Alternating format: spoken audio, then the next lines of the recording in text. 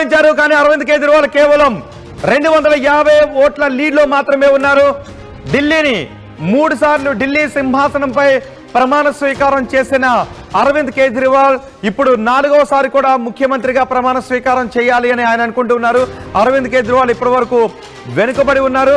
అరవింద్ కేజ్రీవాల్, పర్వేష్ వర్మ, సందీప్ దీక్షిత్ ఇద్దరు కూడా ప్రత్యర్థులుగా ఉన్నారు. పర్వేష్ వర్మ కంటే వెనుకబడి ఉన్నారు ఇప్పటి వరకు. కానీ ఇప్పుడు ఒక 254 ఓట్ల లీడ్ లో అరవింద్ కేజ్రీవాల్ లీడ్ ను కొనసాగిస్తున్నారు.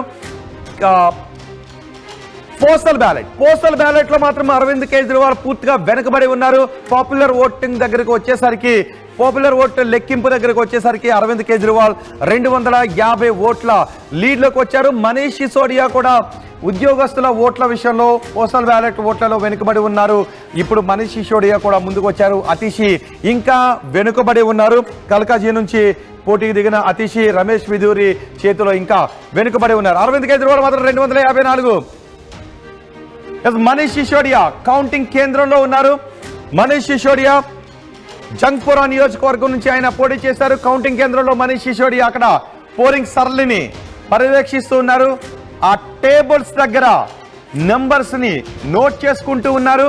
ఆర్టీవీ ఆ నెంబర్స్, ఆ కౌంటింగ్ కేంద్రాల దగ్గర నుంచి నెంబర్ వెలువడగానే ఆ నెంబర్ ఎలక్షన్ వెబ్సైట్ లో పోస్ట్ చేయడానికంటే ముందే నెంబర్స్ వచ్చిన వెంటనే ఆ వివరాలు మీకు ఆర్టీవీ అందిస్తూ ఉంది. అందుకే ఎలక్షన్ వెబ్సైట్ కి ఆర్టీవీ స్క్రీన్ పైన చూస్తున్న నెంబర్స్ కి డిఫరెన్స్ అందుకే కనిపిస్తుంది. మరికొద్దిసేపట్లో ఎలక్షన్ వెబ్సైట్ అప్డేట్ చేసేటప్పటికి అంతకంటే ముందే అప్డేట్ చేసిన ఈ ఫిగర్స్ మీకు కనిపిస్తాయి. మనీష్ సిసోడియా చూడండి, ఒకసారి టేబుల్ దగ్గరికి వెళ్ళి అధికారులతో మాట్లాడుతూ ఉన్నారు. అక్కడ వివరాలు నమోదు చేసుకుంటూ ఉన్నారు.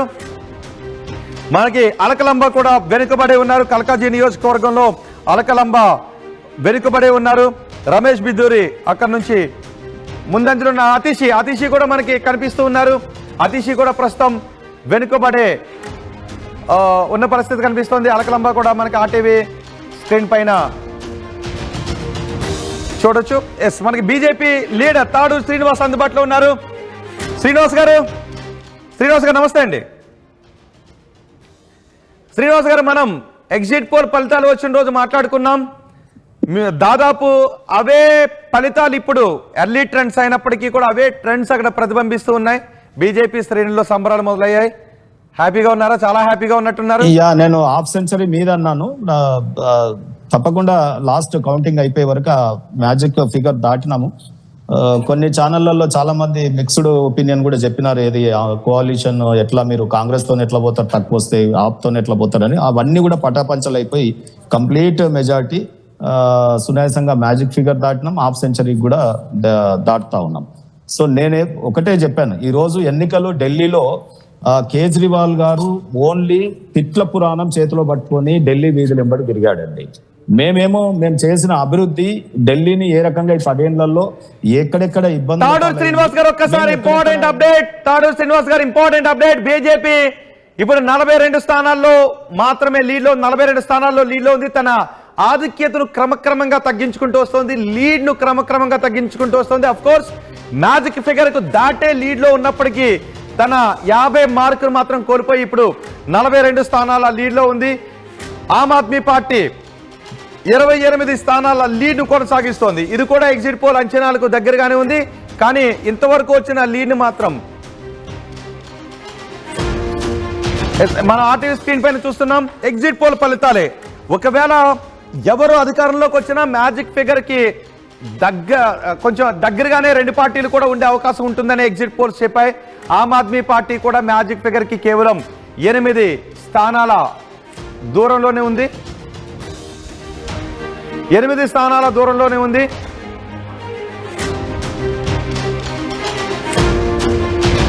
ఒకసారి మాజీ మంత్రి కాంగ్రెస్ నేత పుష్పలేల అభిప్రాయాన్ని కూడా మనం తీసుకుందాం. పుష్పలేల గారు, నాకు ఒక 2 నిమిషాలు ఇవ్వమ్మా, నేను ఇంకో మాట్లాడండి.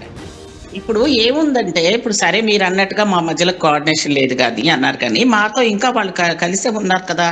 మేమేమి ఆ గట్బంధం నుంచి విడిపోలేదు కదా. ఇప్పుడు వీళ్ళు ఏంటంటే మమ్మల్ని మేము ఎట్లాగైతే అనుకుంటున్నారో వీళ్ళు క్లీన్ స్వీప్ అని కొంచెం ఎగరడం కొంచెం మానేయాలి. ఇప్పుడు మీరు చూస్తే లాస్ట్ మూమెంట్ కూడా ఒక్క ఓటు కూడా గెలుపుకు దారితీస్తుంది. అలాగే ఇన్ని సంవత్సరాల్లో కూడా 2 సార్లు 3వ సార్లు బీజేపీ గెలిచినాక కూడా కాంగ్రెస్ ను నిజంగా కూడా దేశ రాజధానిలో వాళ్ళ అధికారంలో రాకపోవడం అనేది మోదీ గారి అంటే గవర్నమెంట్ కు సిగ్గుచేటుగా భావించారు.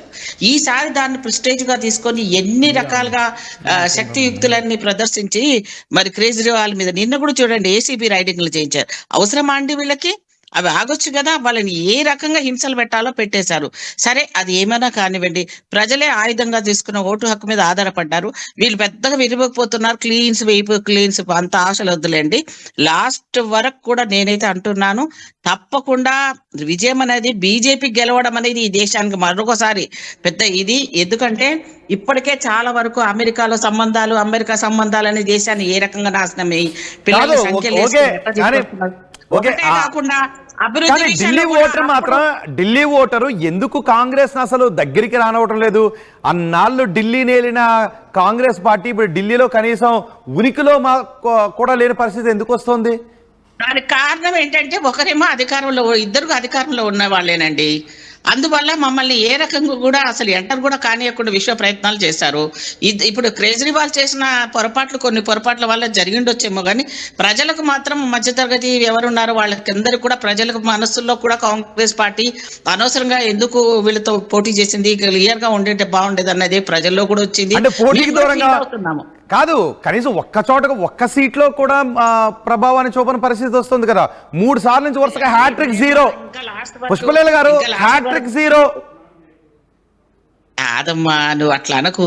నేనేమంటున్నా, ఈ ఓటు పర్సంటేజ్ చూస్తే మీరే అన్నారు ఇంతకుముందు ఎంత బాగా పెరిగింది అని.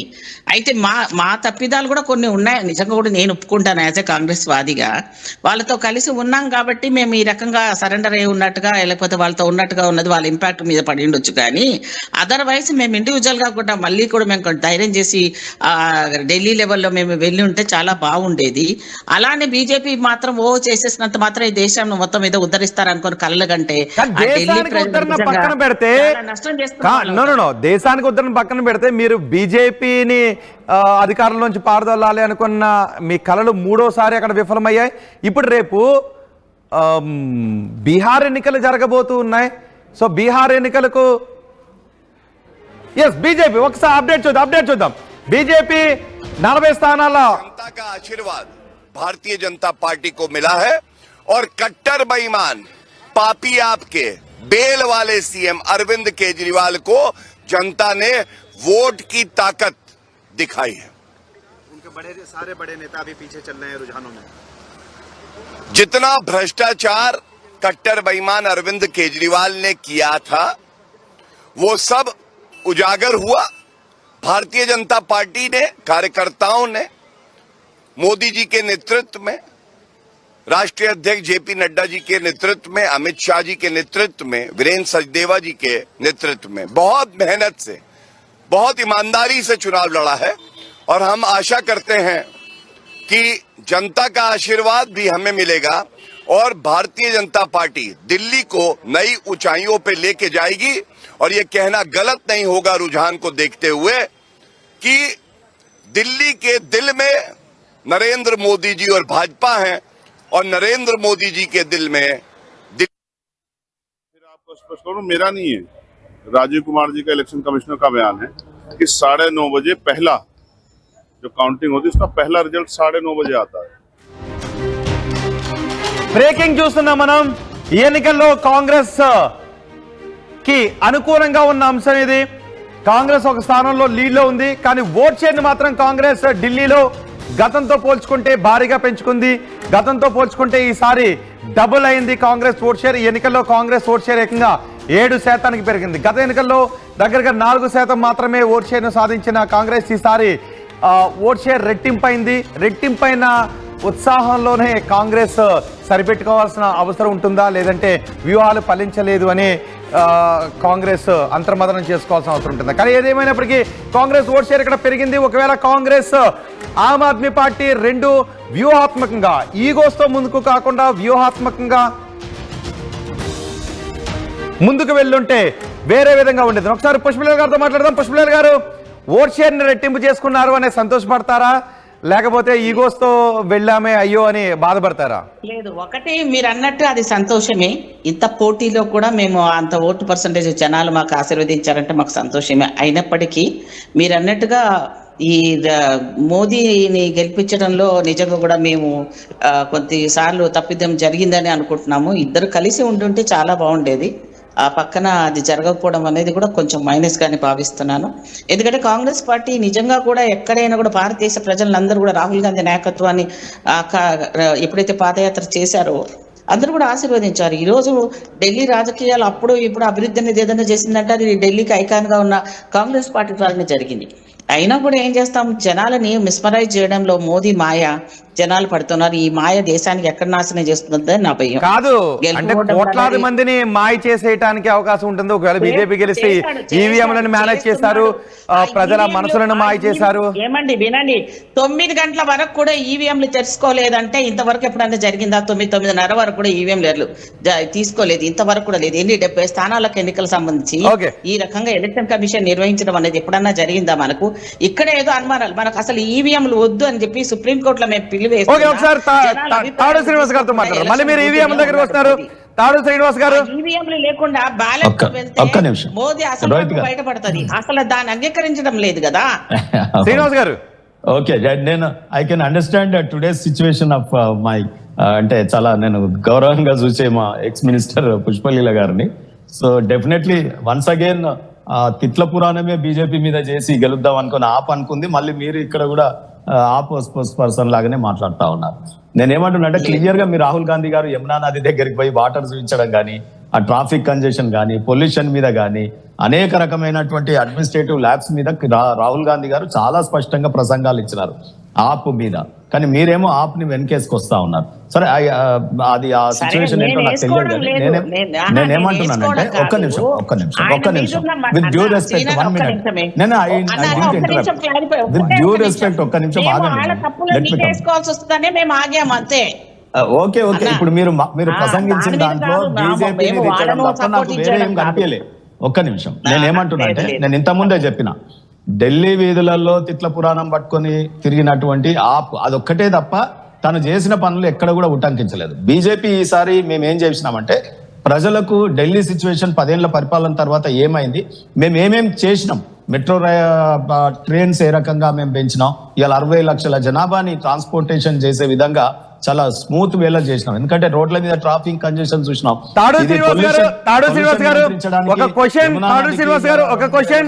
కోట్ల బడ్జెట్ ఎత్తుకున్నాం. డ్రింకింగ్ వాటర్ కూడా చాలా చక్కగా ఇచ్చేటట్టు మేమిస్తే ఆయన పేర్లు చెప్పుకోవడం, ఆయన చేసిందల్లా మెట్రో పిల్లర్స్ కి కానీ, ఆ హోర్డింగ్స్ కానీ అడ్వర్టైజ్ చేసుకోవడం, కోట్లాది రూపాయల ధనం అడ్వర్టైజ్ కు వెచ్చించడం వల్ల సేమ్ యాజ్. ఇంకోటి రెండోది ఏంటంటే రోహిత్ గారు, నా విశ్లేషణ ఆప్ ఎందుకు కింద మీద అయిందంటే ఈ దేశంలోని ప్రాంతీయ పార్టీలు ఒక్కొక్కటిగా కన్మరుగవుతా ఉన్నాయి. ఎందుకు కన్మరుగవుతా ఉన్నాయి అంటే అవి ఏర్పడ్డటువంటి మౌలిక సిద్ధాంతం నుంచి పక్కకు తగులుతా ఉన్నాయి. అంటే తన పుట్టుకను తానే ప్రశ్నించే విధంగా వ్యవహారం చేసి అంటే ఇక్కడ మీ ప్రతిపక్షాల వ్యూహాత్మక తప్పిదమా, లేకపోతే బీజేపీ మీద అపారమైన ప్రేమ ప్రజల్లో పెరిగిందా? ఇంకొకటి కూడా వినిపిస్తోంది, ఢిల్లీలో మౌలిక సదుపాయాల కల్పన విషయంలో కేంద్రం నుంచి సరైన సహాయం రావడం లేదు.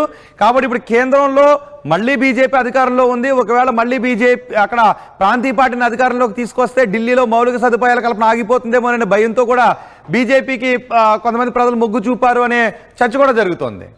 అది ఏంటంటే ఢిల్లీ ఆప్ కేజ్రీవాల్ నోట ఒక నది ప్రవహిస్తూ ఉంటది, అది అబద్ధాలతో కూడినటువంటి నదీ ప్రవాహం. సో అబద్ధాలు తప్ప వారు ఏం మాట్లాడారు, వారు ఆ ట్రాప్ లో మీరు పడకండి రోహిత్ గారు. నేనేమంటున్నానంటే ఇక్కడ ఢిల్లీ ఏ రకంగా పరిస్థితి ఉందంటే వింటర్ వస్తేనేమో అది సైబీరియా అయిపోతుంది, హాట్ సమ్మర్ వస్తేనేమో సహారా ఎడారి లాగా మారిపోతుంది. సో ఈ రకమైనటువంటి పరిస్థితులలో ఢిల్లీ ఉంది. ఇవాళ కేంద్రం ఆదుకోకపోతే ఆ పరిస్థితి ఉండేదే కాదు.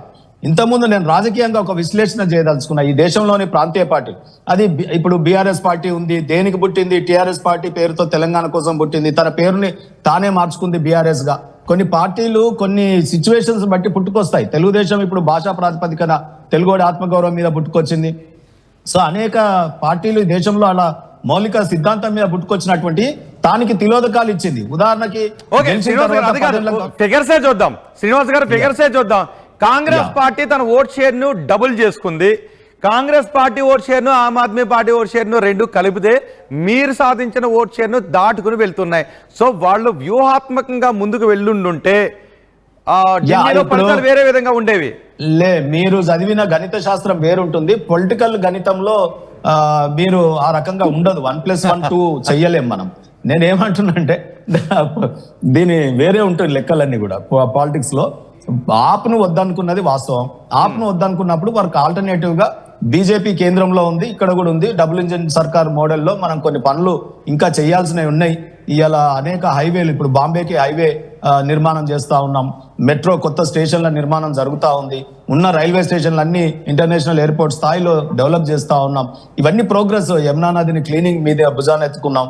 ఇవన్నిటి మీద బీజేపీ మీద భరోసా ప్రజలకు కలిగింది కాబట్టి చేసినారు.